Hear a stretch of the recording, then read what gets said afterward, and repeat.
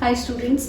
अभी इस वीडियो में हम chemical properties of halo alkane पढ़ेंगे। इससे पहले वाले में हमने प्रिपरेशन ऑफ हेलो एल्केन देखा था। अभी हम chemical properties of halo alkane देखेंगे। इस केमिकल प्रॉपर्टीज में हम 3 टाइप के रिएक्शंस पढ़ेंगे। ठीक है, हमारा अभी का पूरा वीडियो सिर्फ सीबीएसई से रिलेटेड है। सीबीएसई से रिलेटेड जो पेपर होने वाला है उसकी के लिए बनाया जाए। तो सिर्फ 3 प्रॉपर्टीज हम पढ़ेंगे। एक होगा न्यूक्लियोफिलिक सब्स्टिट्यूशन रिएक्शन, दूसरा एलिमिनेशन रिएक्शन और तीसरा रिएक्शन विद मेटल। ठीक, तो 3 टाइप की केमिकल प्रॉपर्टीज हमें हेलो एल्केन की पढ़नी है। ठीक है, सबसे पहली रिएक्शन मतलब 3 टाइप की केमिकल रिएक्शन में कौन कौन आएगा। एक होगा nucleophilic substitution reaction, nucleophilic substitution reaction. ठीक, दूसरा एलिमिनेशन रिएक्शन। ठीक, और तीसरा होगा रिएक्शन विद मेटल।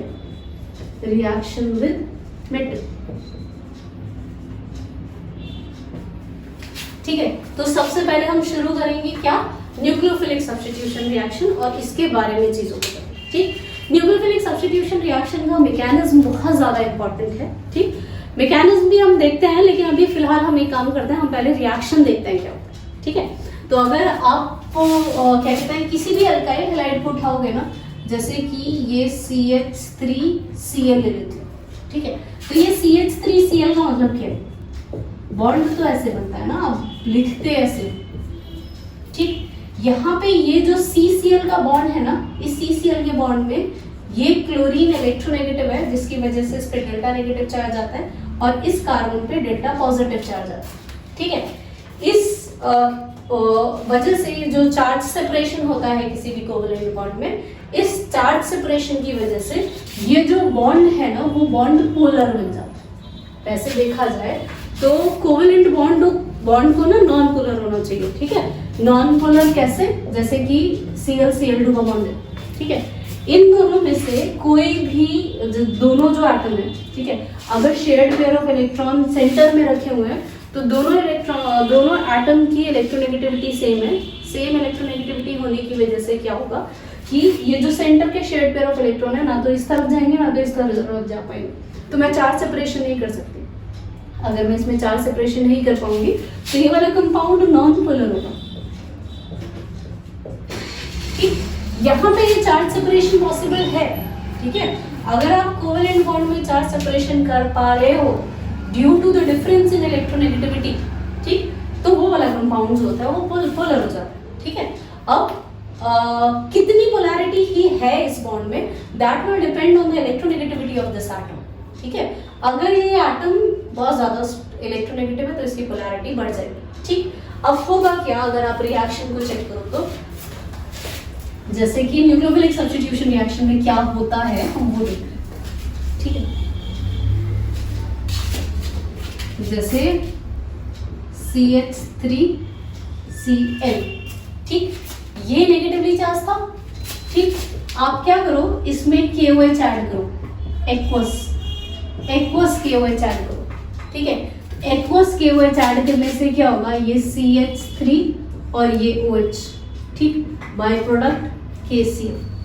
क्या हुआ, ये जो KOH है ये ऐसे ब्रेक होता है, K पॉजिटिव और OH नेगेटिव।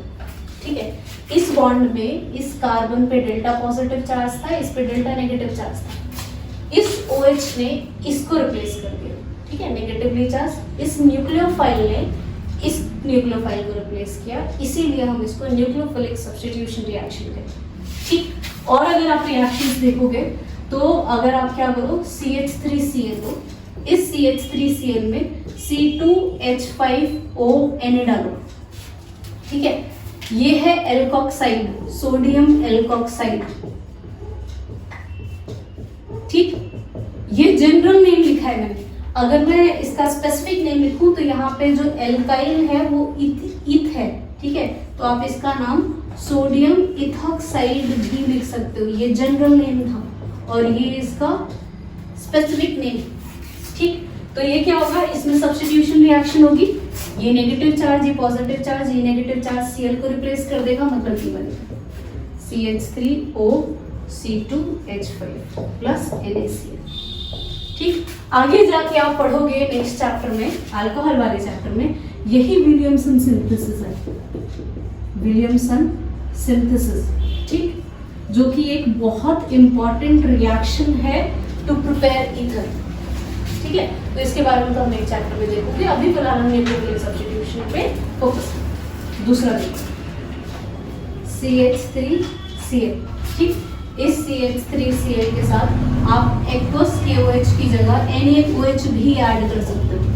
ठीक है, तो ये बनाएगा CH3OH प्लस NaCl। ठीक, नेक्स्ट रिएक्शन देखते हैं। सब्स्टिट्यूशन की कुछ रिएक्शन सब देखते हैं। देखो, ये सब्स्टिट्यूशन की 4 रिएक्शंस जो हैं वो बहुत ही ज्यादा इंपॉर्टेंट हैं। 4 रिएक्शंस देखो, रिएक्टेंट मैं सेम ले रही हूँ ताकि मैं डिफरेंस बता सकूं। ठीक, अगर आप CH3Cl के साथ KCN लेते हो, अगर आप CH3Cl के साथ KCN लेते हो तो आपको CH3CN मिलेगा। ठीक है, इसको इथेन नाइट्राइड बोलते हैं। ठीक है, या इसी की जगह पे अगर आपने AgCN लिया, मैं बाई प्रोडक्ट्स नहीं लिख रही हूँ। ठीक है, अगर आपने AgCN लिया तो AgCN की प्रेजेंस में ये CH3NC बनाएगा। ये साइनो, ये आइसोसाइन है, ये साइन है, ये आइसोसाइन है। ठीक, यहाँ पे अगर आप KNO2 लोगे तो KNO2 की प्रेजेंस में ये CH3ONO बनाएगा, और अगर आप AgNO2 लोगे तो ये CH3NO2 बनाएगा। ठीक है, अब इसमें बहुत ज्यादा कंफ्यूजन होता है कि ऐसा क्यों। ठीक, मतलब ये डिफरेंस, क्योंकि न्यूक्लियोफाइल तो इसमें भी यही है, ये भी है, इन दोनों में भी न्यूक्लियोफाइल सेम है, तो फिर प्रोडक्ट क्यों डिफरेंट बन रहा है। ठीक है, तो इसका रीजन क्या होता है कि अगर आप इसको देखो, ठीक है, इस केस में ये वाला जो कंपाउंड है ना वो आयनिक है, इसमें आयनिक कैरेक्टर ज्यादा है, तो ये सीधा सीधा ना ऐसे टूट जाता है। ठीक है, और ऐसे टूटने की वजह से ये जो कार्बन है, जैसे कि ये कार्बन, इस कार्बन पे नेगेटिव चार्ज है, ये कार्बन इस Cl को रिप्लेस कर देता है, क्योंकि इसमें KCl में आयनिक कैरेक्टर ज्यादा है। ठीक, अब एज Ag छोटा है साइज में, तो ड्यू टू फजान्स रूल इस कंपाउंड में कोवेलेंट कैरेक्टर ज्यादा होंगे। ठीक है, और कोवेलेंट कैरेक्टर जो है वो इजिली टूटता नहीं। ठीक है, कोवेलेंट कैरेक्टर अगर टूटेगा नहीं तो क्या होगा, ये बॉन्ड के टूटने से पहले ही नाइट्रोजन इस पे अटैक करना स्टार्ट कर देता है। ठीक है, due to the presence of covalent character in this bond, due to the presence of covalent character, covalent character, इस बॉन्ड में कोवेलेंट कैरेक्टर होने की वजह से ये नाइट्रोजन इस कार्बन पे से इंटरैक्ट करना स्टार्ट कर देता है इस बॉन्ड के टूटने से पहले, तभी ये NC बन जाता है। ठीक, अब यहाँ पे आके देखते हैं इसमें क्या प्रॉब्लम है। इसमें भी सेम चीज है। ठीक है, K प्लस ऐसे होता है और NO2 का जो फॉर्म होता है वो ऐसे होता है। अब इस रिएक्शन में क्या है कि KNO2 का फॉर्म ऐसे ही रहेगा। ठीक, अब इस बॉन्ड में आयनिक कैरेक्टर ज्यादा थे, इसलिए O नेगेटिव ने सीधे Cl को रिप्लेस किया और ये प्रोडक्ट बना। ठीक है, जबकि सेम चीज इसमें अप्लाई होगी कि ड्यू टू फजान्स रूल इस Ag का साइज छोटा है, तो इसमें कोवेलेंट कैरेक्टर ज्यादा होंगे। इसमें कोवेलेंट कैरेक्टर ज्यादा होने की वजह से इस Ag और O के बॉन्ड को टूटने से पहले ही ये Ag और O के बॉन्ड के टूटने से पहले ये नाइट्रोजन इससे इंटरैक्ट करने लगता है, जैसे कि इसमें हुआ। ठीक है, यही रीजन है कि ये NO2 बनाता है और ये ONO बनाता है। ये चारों रिएक्शन बहुत ज्यादा इंपॉर्टेंट है, जो अलग अलग तरीके से पूछी जा सकती है। कैसे, आपको रिएक्टेंट दे दिया जाएगा, प्रोडक्ट दे दिया जाएगा, ये रिएजेंट पूछा जा सकता है कि कौन सा रिएजेंट आप ऐड करोगे ताकि ये प्रोडक्ट बन जाए। ठीक है, तो आप ध्यान रखना, KCN डालोगे तो Cl लगेगा, AgCN डालोगे तो due to the presence of covalent character NC बनेगा, KNO2 डालोगे तो ONO लगेगा, और AgNO2 डालोगे तो NO2 लगेगा। ठीक है, ये 4 रिएक्शंस बहुत इंपॉर्टेंट है। ठीक ठीक है, चारों में से एक रिएक्शन ज्यादातर पूछी जाती है। ठीक, अभी तक फिलहाल हमने न्यूक्लियोफिलिक सब्स्टिट्यूशन रिएक्शन देखा। न्यूक्लियोफिलिक सब्स्टिट्यूशन रिएक्शन के बाद इसके मैकेनिज्म से भी काफी सारे क्वेश्चंस बनते हैं, जो कि इस चैप्टर का सबसे इंपॉर्टेंट पार्ट बन जाता है। ठीक, तो अब हम इसके बाद न्यूक्लियोफिलिक सब्स्टिट्यूशन रिएक्शंस के मैकेनिज्म को देखते हैं कि कितने टाइप के मैकेनिज्म ये फॉलो करते हैं। ठीक, अभी फिलहाल हमें सिर्फ सीबीएसई में न्यूक्लियोफिलिक सब्स्टिट्यूशन रिएक्शन के दो मैकेनिज्म को देखना है, एक SN1 और दूसरा SN2। ठीक, SN1 में किस टाइप से रिएक्शन होती है, SN2 में किस टाइप से रिएक्शन होती है, वो सारी चीजें। पहले के टाइम पे जो क्वेश्चंस बनते थे सब्जेक्टिव फॉर्म में, तो उसमें तो सीधे डिफरेंस आ जाता था, नहीं तो मैकेनिज्म पूछ लिया जाता था। अब जो क्वेश्चन फॉर्म होते हैं उस एमसीक्यू में क्या बोला जाता है कि फर्स्ट स्टेप में क्या हुआ, सेकंड स्टेप में क्या हुआ, वो हम मैकेनिज्म देखते हैं, उसके बाद मैं क्वेश्चन भी बता दूंगी कि किस टाइप का क्वेश्चन आता है। अब हम न्यूक्लियोफिलिक सब्स्टिट्यूशन के मैकेनिज्म देखेंगे। तो अभी फिलहाल हमें डिटेल में ये देखना है कि न्यूक्लियोफिलिक सब्स्टिट्यूशन दो मैकेनिज्म को फॉलो करके होता है, एक SN1 और दूसरा SN2। ठीक, अब SN1 को पहले देख लेते हैं, फिर उसके बाद SN2 को देखेंगे। ठीक, अब SN1 में यहाँ S for substitution, N for nucleophilic, और ये जो 1 होता है ना, 1 is for first order reaction. ठीक, फर्स्ट ऑर्डर रिएक्शन। अब इस फर्स्ट ऑर्डर रिएक्शन का क्या मतलब है? फर्स्ट ऑर्डर रिएक्शन का मतलब है कि रिएक्शन जो होती है वो बेसिकली कैसे होती है, हम एल्काइल हैलाइड लेते हैं, एल्काइल हैलाइड में न्यूक्लियोफाइल डालते हैं। ठीक है, और ये जो एल्काइल हैलाइड है ये इस तरीके से रिएक्ट करता है। ठीक है, मतलब बेसिकली मैं दो चीजें ले, ठीक है, लेकिन मेरा जो रेट ऑफ रिएक्शन होगा वो दोनों पे डिपेंड नहीं करेगा। ठीक, अगर रेट ऑफ रिएक्शन दोनों पे ना डिपेंड करके सिर्फ एक पे डिपेंड कर रहा है, इट मींस ये रिएक्शन फर्स्ट ऑर्डर रिएक्शन। ठीक है, अगर ये रिएक्शन दोनों की कंसंट्रेशन पे डिपेंड करता, कंसंट्रेशन ऑफ एल्काइल हैलाइड और कंसंट्रेशन ऑफ न्यूक्लियोफाइल पे भी डिपेंड करता, तो ये रिएक्शन सेकंड ऑर्डर रिएक्शन होती, जो कि SN2 में होता भी। SN2 में जो 2 होता है ना, that is for bimolecular. It means that the rate of reaction for SN2 will depend on the concentration of alkyl halide as well as nucleophile। ठीक, तो इस केस में ये फर्स्ट ऑर्डर रिएक्शन है। इट मींस कि rate of reaction जो होगा, ठीक है, रेट ऑफ रिएक्शन जो है वो सिर्फ और सिर्फ एल्काइल हैलाइड की कंसंट्रेशन पे डिपेंड करता है। अब ये सिर्फ एल्काइल हैलाइड की कंसंट्रेशन पे क्यों डिपेंड करता है वो भी हमें आगे वाले स्टेप से पता चल जाएगा। ठीक, वो भी हम आगे देखते हैं कि न्यूक्लियोफाइल पे क्यों नहीं डिपेंड कर रहा है। जब दो रिएक्टेंट है मेरे पास, तो रेट ऑफ रिएक्शन सिर्फ एल्काइल हैलाइड पे क्यों डिपेंड कर रहा है, न्यूक्लियोफाइल पे क्यों नहीं डिपेंड कर रहा। ठीक है, तो वो मैकेनिज्म से पता चल जाएगा। ठीक, इसके मैकेनिज्म में देयर आर टू स्टेप्स। ठीक, जो पहला स्टेप है वो है फॉर्मेशन ऑफ कार्बोकेटाइन। ठीक है, जो पहला स्टेप है वो है फॉर्मेशन ऑफ कार्बोकेटाइन। ठीक, जैसे कि आप कोई भी एक एल्काइल हैलाइड ले लो, CH3, ये Cl, मैं 3 डायमेंशनल स्ट्रक्चर बना रही हूँ जिसमें से ये वाला bond represents that Cl is towards you, और यहाँ हाइड्रोजन, और यहाँ C2H5।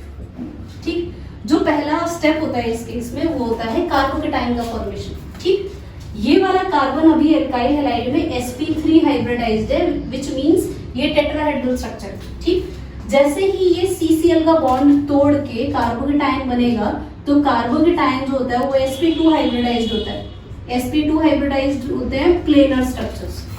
ठीक है, ये टेट्राहेड्रल स्ट्रक्चर था।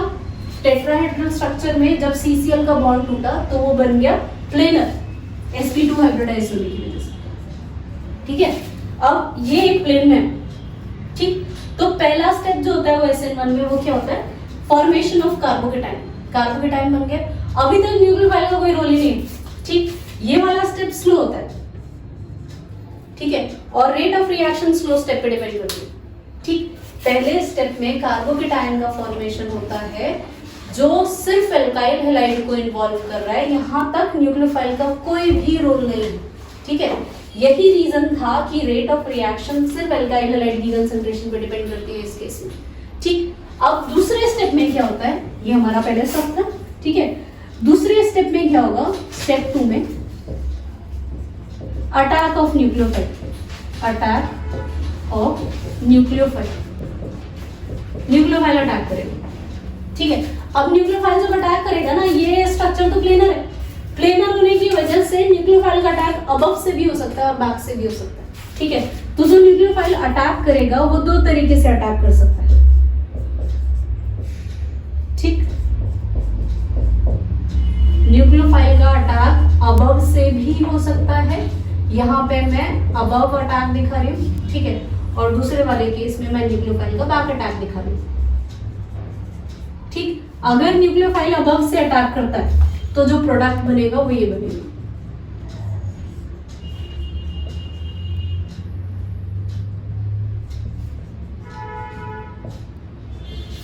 ठीक। अगर न्यूक्लियोफाइल बैक से अटैक करेगा, मतलब ऐसे, ठीक है, तो ये जो प्रोडक्ट बनेगा वो ऐसा बनेगा,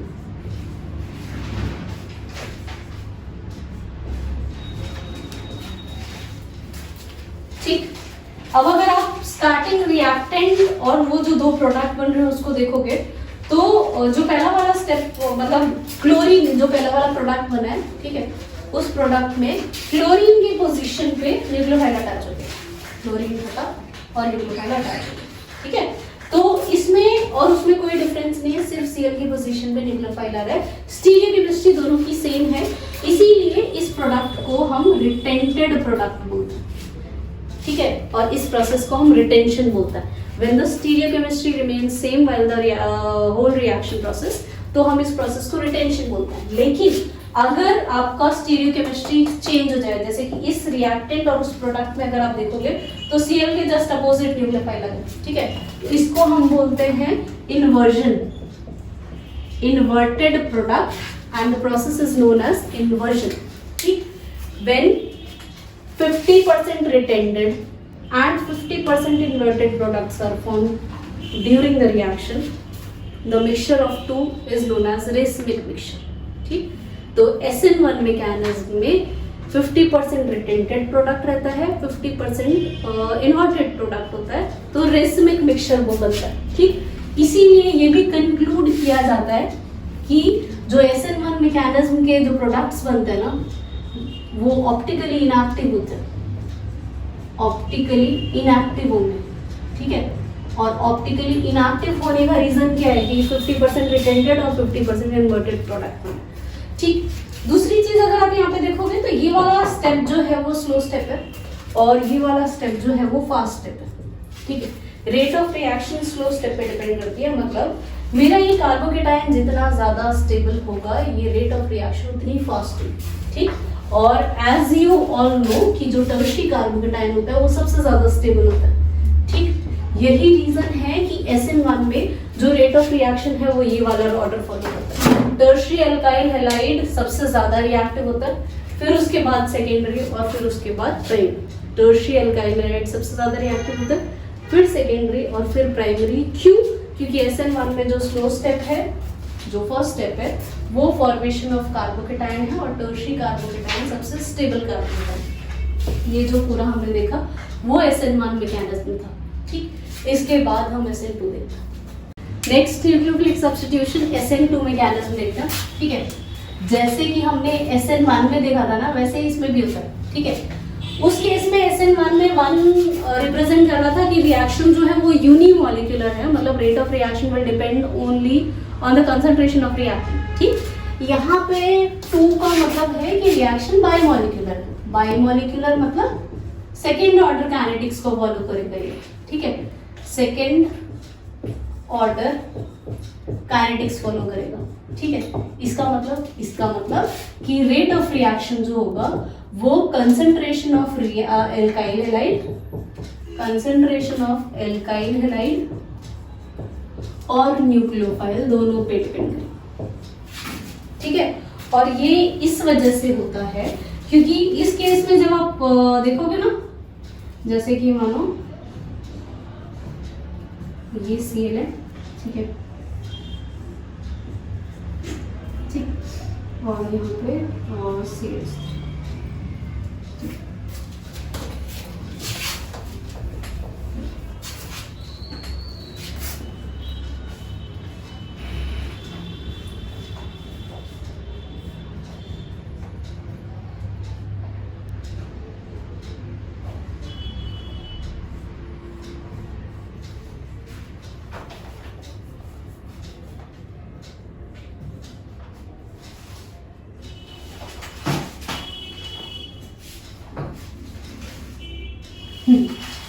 ये हमारा एक एलिमेंट है। इस केस में ना जैसे ऐसे नॉर्म में क्या हो रहा था कि पहले CCl का बॉन्ड टूट रहा था, फिर न्यूक्लियोफाइल अटैक कर रहा था। यहाँ पे न्यूक्लियोफाइल पहले अटैक करेगा और फिर उसके बाद क्या होगा कि CCl का बॉन्ड टूटता रहेगा और C और न्यूक्लियोफाइल का बॉन्ड फॉर्म होता रहेगा। ठीक है, ऐसा नहीं होगा कि CCl का बॉन्ड टूट गया फिर उसके बाद न्यूक्लियोफाइल अटैच हो। ठीक, इस केस में CCl का बॉन्ड टूटता रहेगा और C और न्यूक्लियोफाइल का बॉन्ड बनता रहेगा। ठीक है, अब यहाँ पे दो चीजें हैं, देखो कि यहाँ पे ये क्लोरीन जो है वो डेल्टा नेगेटिव है, ठीक, और न्यूक्लियोफाइल भी नेगेटिवली चार्ज्ड है, तो यहाँ पे फ्रंट से अटैक नहीं हो सकता, जो अटैक होगा वो बैक से ही होगा। ठीक, तो बैक से अटैक करने पे ये जो है वो ये बना Cl न्यूक्लियोफाइल, यहाँ पे H और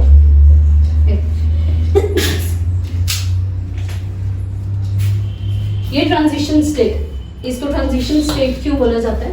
क्योंकि यहाँ पे कार्बन जो 5 बॉन्ड बना रहा है, which is next to impossible, carbon 5 bond नहीं बना सकता। ट्रांजिशन स्टेट वो स्टेट होती है जो बहुत कम टाइम के लिए एग्जिस्ट करती है, आप इसको एक्सट्रैक्ट नहीं कर सकते। ठीक है, इंटरमीडिएट ट्रांजिशन स्टेट में उसकी लाइफ का डिफरेंस होता है। ट्रांजिशन स्टेट्स जो होती है उसका लाइफ बहुत शॉर्ट होता है, जबकि इंटरमीडिएट का लाइफ तब भी थोड़ा ज़्यादा होता है। ठीक, तो ये ट्रांजिशन स्टेट जो है वो काफ़ी अनस्टेबल है, जो कि फर्दर आगे फट से ब्रेक होके आपको ये प्रोडक्ट दे देगा।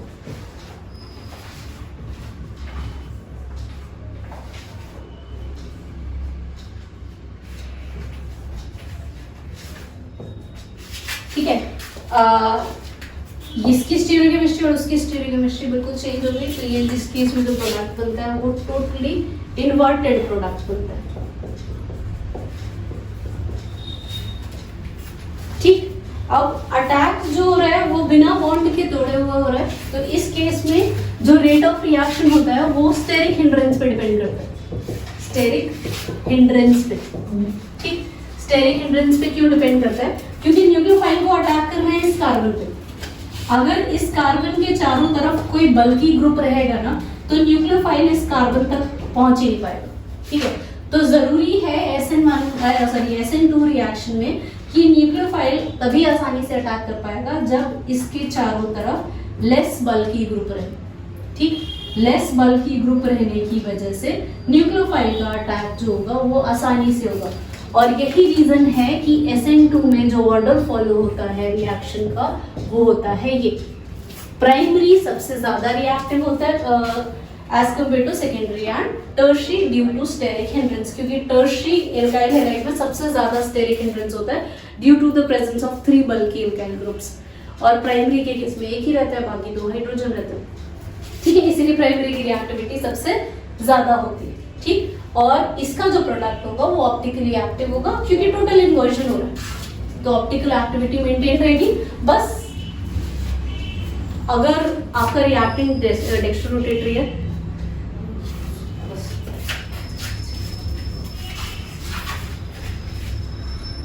दूसरी केमिकल प्रॉपर्टीज जो हम हेलोएल्केन की देखेंगे, एल्काइल हैलाइड की देखेंगे, वो है एल्यूमिनेशन रिएक्शन। ठीक, एल्यूमिनेशन रिएक्शन, एल्यूमिनेशन रिएक्शन।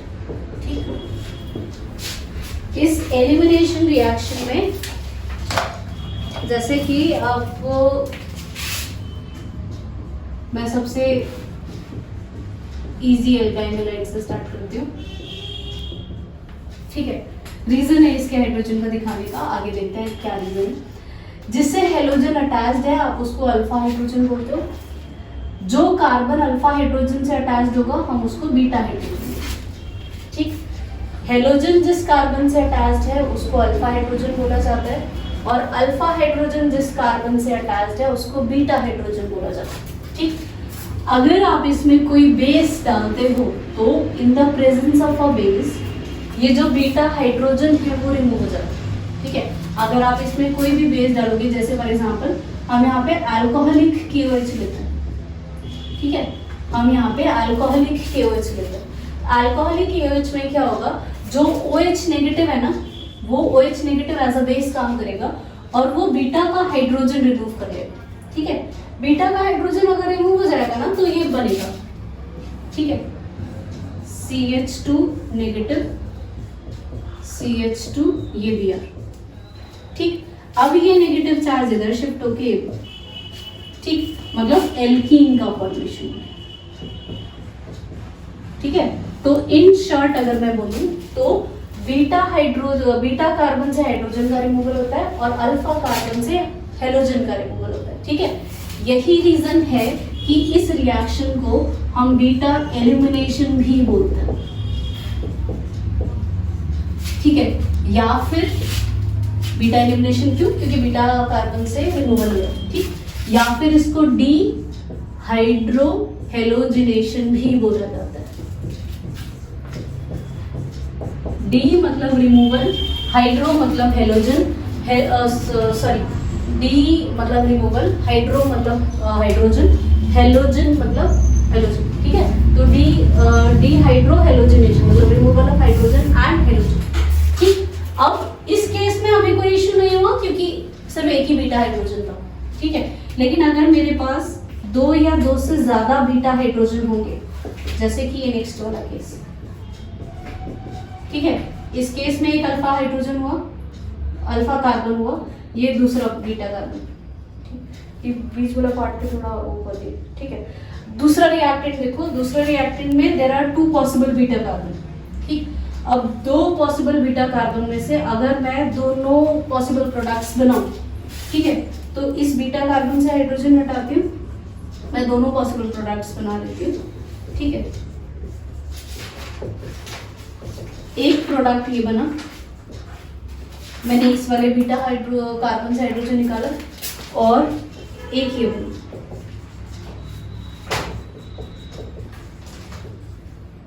ठीक है, तो ये 2 पॉसिबल प्रोडक्ट्स। ठीक है, जब भी ऐसी पॉसिबिलिटी वाली चीज आती है ना तो हमेशा हम कोई रूल यूज करते हैं। ठीक, तो यहाँ पे हम एक रूल यूज करते हैं, उस रूल का नाम है सेट-जेफ रूल। ठीक, ये हमें हेल्प करेगा कि इन दोनों प्रोडक्ट में से कौन सा प्रोडक्ट मेजर होगा और कौन सा प्रोडक्ट माइनर होगा। ठीक, सेट-जेफ रूल के हिसाब से अगर आपके रिएक्टेंट में 2 या 2 से ज्यादा बीटा कार्बन प्रेजेंट है, ठीक है, तो जो पॉसिबल एल्कीन बन रहे हैं उसमें से मोर सब्स्टिट्यूटेड एल्कीन मोर स्टेबल होता है, मतलब वो मेजर अमाउंट में होता है, और जो लेस सब्स्टिट्यूटेड एल्कीन होता है वो माइनर अमाउंट में होता है क्योंकि वो लेस स्टेबल है। तो ये वाला जो है वो मोर सब्स्टिट्यूटेड है, तो ये मेजर प्रोडक्ट होगा, और ये लेस सब्स्टिट्यूटेड है तो ये माइनर प्रोडक्ट होगा। ठीक है, अगर आपको सिर्फ एल्कोहलिक सब्स्टिट्यूशन मतलब सॉरी एलिमिनेशन दे रखा होगा तो आपको दोनों प्रोडक्ट्स बनाने की जरूरत नहीं है, सिर्फ मेजर प्रोडक्ट बनाना। ठीक है, अगर आप शॉर्ट में इसको देखोगे तो आप क्या समझो, आपको वो वाले बीटा कार्बन से हाइड्रोजन रिमूव करना है जिस बीटा कार्बन पे पहले से कम हाइड्रोजन है। जैसे कि इसमें 2 पॉसिबल बीटा कार्बन थे, इन दोनों बीटा कार्बन में से इस बीटा कार्बन पे कम हाइड्रोजन है तो आप यहाँ से हाइड्रोजन रिमूव करें। ठीक है, इससे बनने वाला product will be the major one. ठीक, और जो दूसरा वाला आप बनाओगे वो माइनर बनाओगे। ठीक है, तो अगर इस क्वेश्चन में ऑल द पॉसिबल प्रोडक्ट पूछा जाए तो दोनों प्रोडक्ट्स बनाना, और अगर सिर्फ प्रोडक्ट पूछा जाए तो सिर्फ मेजर प्रोडक्ट ही बनाना। ठीक है, जैसे कि एक और रिएक्शन इसमें देख लेते हैं।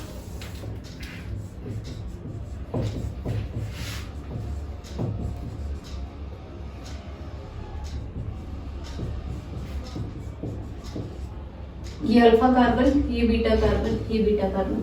ठीक है, तो इस बीटा कार्बन में कम हाइड्रोजन है तो आप यहाँ से एलिमिनेशन कर दो, सीधे प्रोडक्ट बन जाएगा। ये मेजर प्रोडक्ट होगा अगर आप अल्कोहलिक KOH डालते हैं। ठीक, तो वो वाले बीटा कार्बन से हाइड्रोजन रिमूव करना जिसमें पहले से कम हाइड्रोजन। ठीक, अल्फा कार्बन से हेलोजन और वो वाले बीटा कार्बन से हाइड्रोजन रिमूव करना जिसमें पहले से कम हाइड्रोजन होंगे, तो वो मेजर प्रोडक्ट बनाएगा। ठीक, ये हमारा पूरा एलिमिनेशन वाला पार्ट है। थर्ड केमिकल प्रॉपर्टीज जो हम हेलो एल्केन की देखेंगे वो है रिएक्शन विद मेटल। ठीक है, अगर आप कोई हेलो एल्केन लो जैसे CH3Br लेते हैं, ठीक है, और इसका रिएक्शन अगर आप मैग्नीशियम के साथ कराओ in the presence of ether, dry ether लेने का भी एक रीजन है, वो रीजन हम अभी देखते हैं। ठीक है, अगर आप क्या करो, कोई एल्काइल हैलाइड लो और उसका रिएक्शन अगर CH Mg के साथ कराते हो तो ये CH3MgBr बना। ठीक, ये ग्रिग्नार्ड रिएजेंट। ठीक है, ये है रजनीकांत केमिस्ट्री। इस केस में ये ग्रिग्नार्ड रिएजेंट जो है वो बहुत ही ज़्यादा यूजफुल रिएजेंट है, और ये जो CH3MgBr जिसको ग्रिग्नार्ड रिएजेंट बोला जाता है, या फिर यहाँ पे CH3 की जगह कोई भी एल्काइल ग्रुप हो सकता है, ये आपको बहुत सारे रिएक्टेंट को बनाने के काम आएगा, बहुत सारे कंपाउंड्स बनाने के काम आएगा।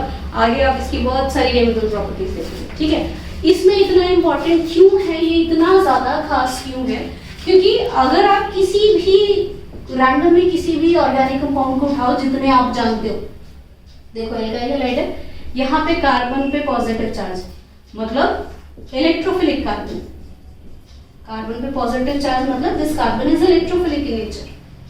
ठीक, ये लेते हैं, ये एल्डिहाइड है, यहाँ पे भी कार्बन पे क्या है, पॉजिटिव चार्ज है, मतलब एल्डिहाइड में कार्बन जो है वो भी इलेक्ट्रोफिलिक है। कीटोन लेती हूँ, कीटोन में भी कार्बन जो है वो इलेक्ट्रोफिलिक है नेचर। ठीक है, ज्यादातर कंपाउंड्स अगर आप देखोगे ना तो ज्यादातर ऑर्गेनिक कंपाउंड्स में कार्बन जो है वो इलेक्ट्रोफिलिक है। ठीक है, इस केस में ग्रिग्नार्ड रिएजेंट में इस कार्बन पे नेगेटिव चार्ज आ रहा है, मतलब ग्रिग्नार्ड रिएजेंट में आपका कार्बन जो है वो न्यूक्लियोफिलिक है नेचर। ठीक है, ये इसको बहुत ही ज्यादा डिफरेंट बनाता है अदर कंपाउंड से, और इसकी रिएक्टिविटी के बारे में जब आप देखोगे तो इसकी रिएक्शंस तो बहुत सारी है जो फिलहाल शायद आप अभी उतने डिटेल में ना देखो, लेकिन जो कार्बोनल कंपाउंड्स है उसमें आप काफी सारे रिएक्शंस देखोगे। ठीक, तो अभी फिलहाल हम उनसे बिताई देखते हैं। हाँ, अब हम आते हैं कि हमने यहाँ पे ड्राई ईथर क्यों लिया। अगर आपने इसमें ड्राई ईथर नहीं डाला होता, ठीक है, तो ये जो CH3MgBr बना है ना, ये जो ग्रिग्नार्ड रिएजेंट बना है, ठीक है, ये क्या करेगा, अगर इसको थोड़ा सा भी मॉइस्चर मिल जाए ना तो ये मॉइस्चर के साथ भी रिएक्ट कर जाता है, और मॉइस्चर के साथ रिएक्ट करके, इस पे डेल्टा नेगेटिव चार्ज था ना, ये और ये इसके साथ रिएक्ट करके एल्केन का फॉर्मेशन कर देंगे। ठीक है, और यही रीजन है कि हम इसमें ड्राई ईथर डालते हैं। ठीक है, क्योंकि अगर आप इसमें एनहाइड्रस कंडीशन नहीं डालोगे, ठीक, तो in the presence of moisture या फिर थोड़ा सा भी अमाउंट ऑफ वाटर इसमें प्रेजेंट होगा, इट विल फॉर्म एल्केन।